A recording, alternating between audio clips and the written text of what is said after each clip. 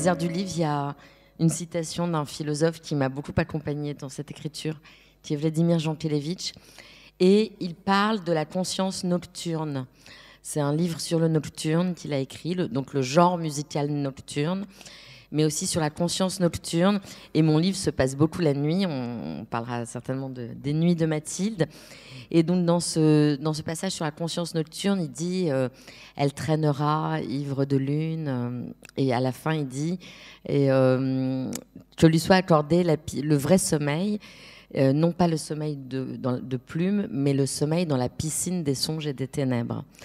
Et donc, c'est ce sommeil où, en fait, on est en contact avec peut-être ce qu'il y a de plus profond en nous et dans le monde. Hein. La nuit, c'est aussi ça. C'est le contact avec la profondeur. Et je pensais que c'était ça. Et puis finalement, quand je suis arrivée à la fin du livre et de tout ce dont on va parler maintenant, j'ai senti que c'était cette piscine des songes et des ténèbres, c'était comme une sorte de lieu intérieur où le livre avait grandi, mais que le vrai titre n'était pas là. Et donc j'ai choisi Qui-vive parce qu'effectivement Mathilde est sur le qui-vive, et parce qu'il y a cette expression militaire Qui-vive, c'est qui va là, donc qui est là, qui est en face, qui est face à nous, qui surgit, qui est l'humanité qu'on rencontre, pas toute l'humanité, mais qui est l'humanité qu'on rencontre. Et j'ai su que voilà, qu'on y était entre la couverture et le titre. Les œuvres qui nous touchent sont peut-être celles qui arrivent à saisir quelque chose de ce mouvement de la vie qui est en permanence inscrit dans les trois temps.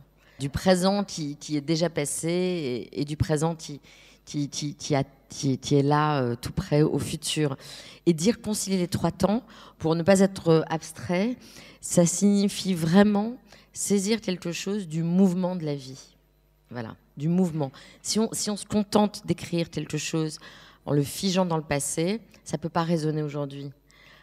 Si on se contente d'écrire le présent sans les échos du passé, ça reste effectivement quelque chose de factuel. Et le futur, comme il le dit, ça serait de la science-fiction. Or, et saisir le mouvement de la vie, c'est peut-être ce qu'essaient de faire les artistes, et c'est ce qu'il y a de plus difficile à faire, je crois. Il y a trois mots, je trouve, qui reviennent souvent. Le mot joie, le mot histoire et le mot oiseau. Très souvent, ces mots-là reviennent. Le mot joie, vraiment très souvent. Et ces mots-là évoquent la transmission, la vie, la liberté. Mais il est aussi énormément question de temps et d'espace. Et en fait, Mathilde, qu'on va suivre dans sa quête, moi, j'ai pas eu l'impression que c'était une quête du sens de sa vie. C'est comme si non, c'est une erreur. Du tout. Alors là, j'ai pas du tout eu l'impression. J'ai l'impression, mais tu le dis, je crois, de façon assez explicite dans le livre, elle cherche à voir comment elle peut être en cohérence avec son temps. Et pour être en cohérence avec son temps, elle va changer de lieu, en fait. Et elle est professeure d'histoire géo. Oui. Et ça, tu le dis dans ton roman, en fait, on lit toujours, LIE, l'histoire géo. On dit toujours le temps, l'espace, en fait. Tout ça, ça va ensemble. Oui. La France est l'un des très rares pays à faire de l'histoire et de la géographie, en quelque sorte, une matière, à travers un professeur. Enfin, pas exactement une matière, mais en tout cas, dans l'enseignement, il n'y a pas de professeur d'histoire et de professeur de géographie. Les deux sont reliés, et c'est un des seuls ou des rares pays au monde où ça existe. Dans la plupart des autres enseignements, il y a l'histoire et la géographie, et donc l'espace et le temps. Et Mathilde m'est apparue comme le personnage principal de ce roman il y a 3-4 ans à peu près, et j'ai su très vite qu'elle était professeure d'histoire géo. Mais je ne savais pas non plus expliquer pourquoi. Et ensuite, en faisant connaissance avec elle, en l'écrivant, effectivement, j'ai compris que sa question principale, c'est comment vivre dans son époque, comment vivre dans son temps, comment accepter les secousses du temps présent, et qu'en effet, le chemin qu'elle va emprunter va être celui du déplacement géographique pour répondre à cette question. Il faut que j'écrive beaucoup pour écrire un livre. Et donc, j'écrivais des petites choses. Et un soir, j'ai vu vraiment la silhouette d'une femme entrer dans un couloir avec cette phrase qui m'a trotté en tête pendant 3 semaines et qui disait « Je suis rentrée chez moi et j'ai accroché ma colère à un clou ». Alors, je trouvais cette phrase étrange, mais je n'avais pas l'impression de l'avoir formulée moi. Elle avait surgi. Je me suis dit, mais qui est cette femme? C'est quoi cette histoire de colère accrochée à un clou? Et c'était Mathilde. Et j'ai écrit pour découvrir que c'était Mathilde et pour découvrir pourquoi elle était en colère. Et voilà, elle était en colère parce que on retrouve ce moment de colère dans le roman quand elle évoque le fait qu'elle ne peut pas aller rendre visite à son grand-père pendant le premier confinement et que ça la rend dingue. Et c'est le seul moment où elle exprime une violence. Elle dit « Je me sentais capable de dynamiter les murs de l'institution derrière laquelle il était reclus. » Et d'exploser tout ce qui était entre lui et moi. J'étais très impressionnée par tout ce que tu dis d'essence et de toutes ces petites choses dont on dirait que le sommeil la rend plus... elle est plus fine, elle est dans une acuité supérieure. De toute façon, la création se fait souvent la nuit. Oui. Oui, la création. Les naissances. Oui. Et d'ailleurs, à l'origine, au commencement, dans les récits de la création du monde, tels qu'ils nous parviennent, effectivement, c'était la nuit des temps, ce qu'on appelle la nuit des temps. Là, ce qui se passe, et c'est ce qui a rendu l'écriture de ce livre une très grande expérience pour moi, quelque chose qui m'a guidée, qui m'a conduite vers cette histoire, vers ces images et ce personnage, c'est qu'en fait, à partir du moment où Mathilde encaisse tous ces chocs qui sont ceux de l'actualité, il y a en elle quelque chose qui résiste donc à ça, mais qui résiste de manière très inattendue. Elle résiste par son corps, et c'est comme si, sans jamais le dire, mais quand elle regarde cette abeille, voilà, tout à coup elle voit une abeille en train de mourir sur le sol. Je pense que dans une autre vie, quelques années auparavant, elle aurait pris un mouchoir, elle aurait saisi l'abeille, elle aurait peut-être jeté aux toilettes, et puis voilà. Et là, sa manière de résister à la façon dont l'actualité désarçonne, parce qu'elle fait aussi la liste des attentats qu'il y a eu. Bon. Sa manière de résister, c'est tout à coup de changer de regard. Elle peut peut-être pas changer le monde, mais son regard change profondément. Tous ses sens, effectivement, l'amènent vers ça.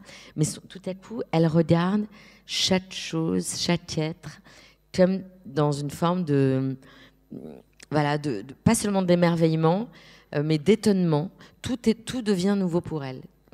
Un peu comme si elle naît une seconde fois et elle perçoit le monde avec les sens et l'esprit et l'âme, je dirais, de quelqu'un qui ne comprend pas, mais qui regarde et qui entend et qui ressent.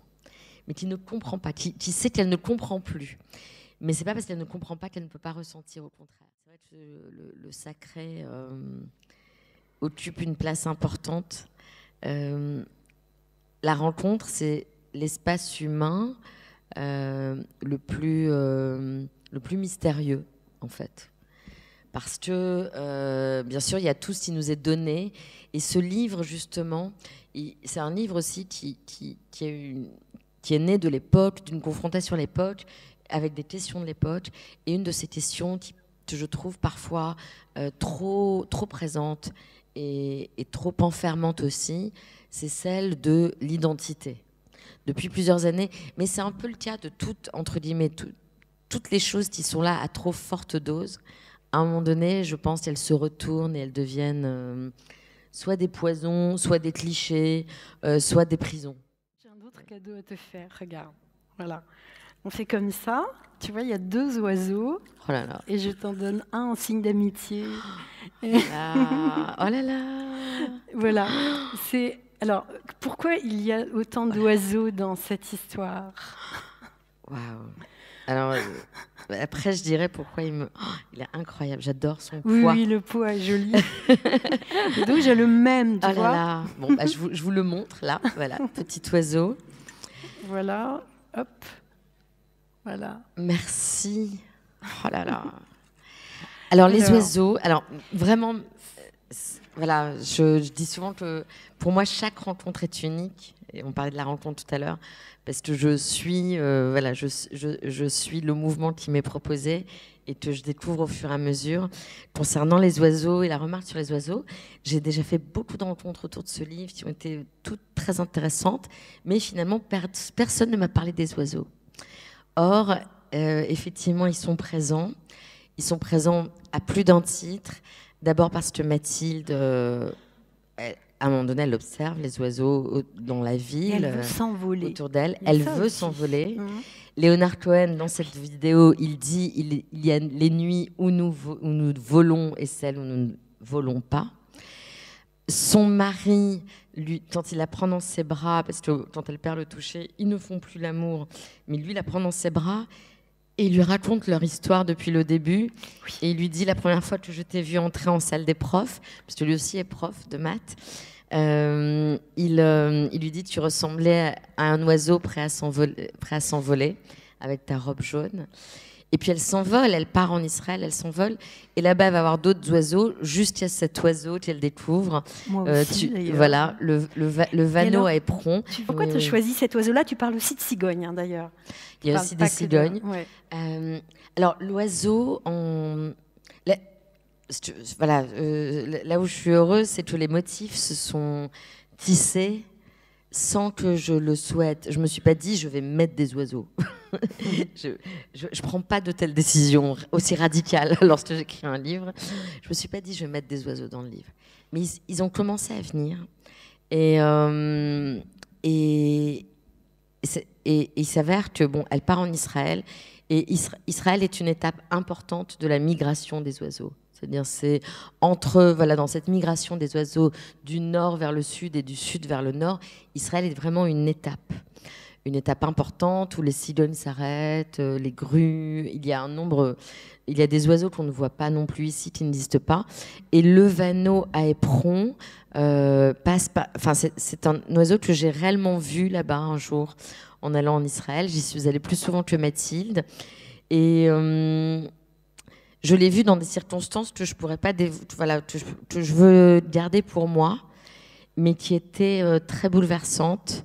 Et c'était la première fois de ma vie que je voyais cet oiseau sur ses échasses comme ça. Et il était sur un quai. J'attendais un train. Il était sur le quai, et comme une apparition. Et dans un moment vraiment très très important, très bouleversant pour moi. Et après, j'ai cherché qui était cet oiseau. Et je me suis aperçue que c'était un vanneau à éperon, et donc un oiseau magnifique, mais qui a des éperons. Il est très beau, mais il a vraiment des éperons pour se défendre.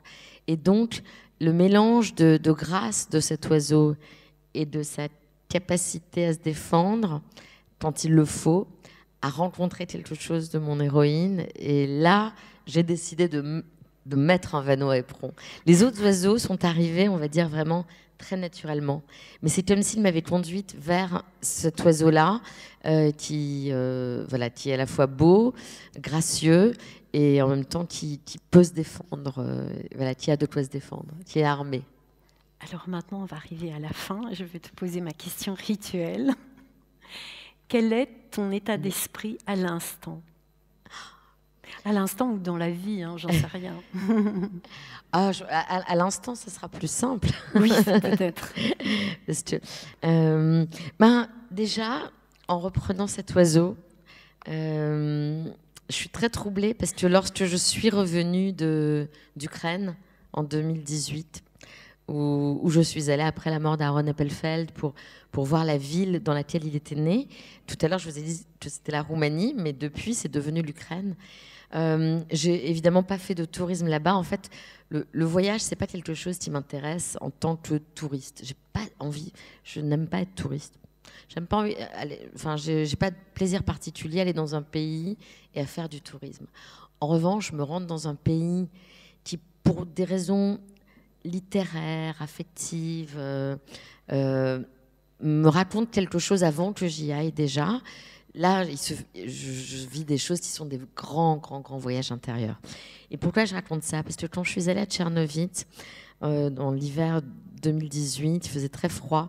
J'ai pas acheté, j'ai pas fait de tourisme, mais j'ai acheté chez un vieux brocanteur un rhinocéros qui est en plomb et qui est posé sur ma cheminée et qui me raconte vraiment mon voyage de Tchernovitz, quelque chose qui s'est passé là-bas avant que la guerre éclate.